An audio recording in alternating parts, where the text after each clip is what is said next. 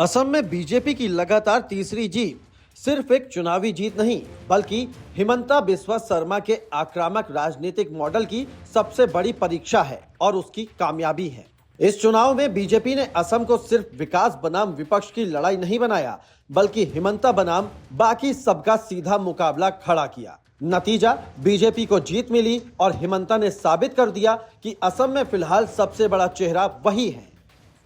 हिमंता बिस्वा शर्मा की पूरी राजनीति इस चुनाव में उनके बयानों, एग्रेशन और नैरेटिव सेट करने की क्षमता के इर्द गिर्द घूमती दिखी। हिमंता ने चुनाव डिफेंसिव मोड में नहीं बल्कि पूरी तरह एग्रेसिव मोड में लड़ा। विपक्ष आरोप लगाता रहा लेकिन हिमंता हर हमले का जवाब और ज्यादा धारदार अंदाज में देते रहे और यही स्टाइल ऑफ पॉलिटिक्स इस चुनाव में उनकी सबसे बड़ी ताकत रही। उन्होंने विपक्ष को मुद्दे तय नहीं करने दिए बल्कि खुद हर दिन नया मुद्दा, नया बयान और नया नैरेटिव सेट किया।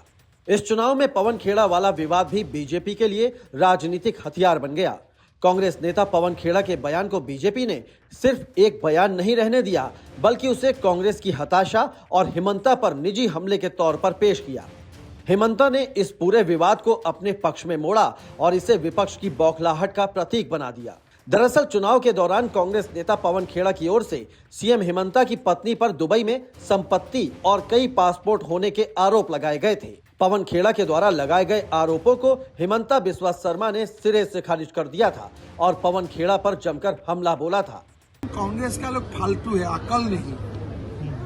राहुल गांधी भी पागल है, ये पवन खेड़ा उससे भी ज्यादा पागल है। अब लीगल एक्शन भी लिया है। लीगल एक्शन तो चलेगा ही, लेकिन और एक एक्शन में लेने जा रहा हूँ, बाद में बताऊंगा। पवन खेड़ा को मैं पवन पेड़ा बना दूंगा।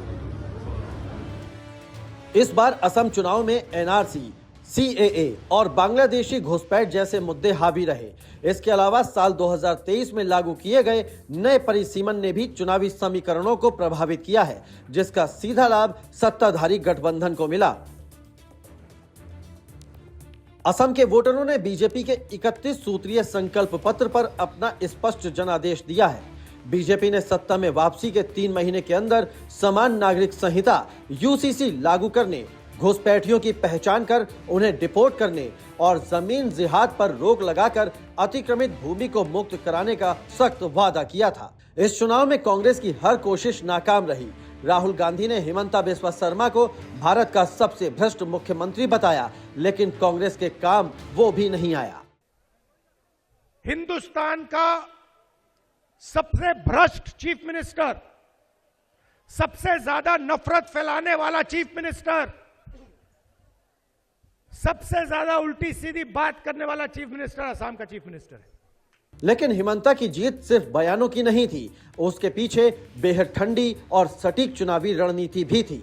बीजेपी ने उन सीटों पर ज्यादा ताकत नहीं झोंकी जहां जीत की संभावना कम थी, खासकर मुस्लिम बहुल इलाकों में। वहां लड़ाई प्रतीकात्मक रखी गई।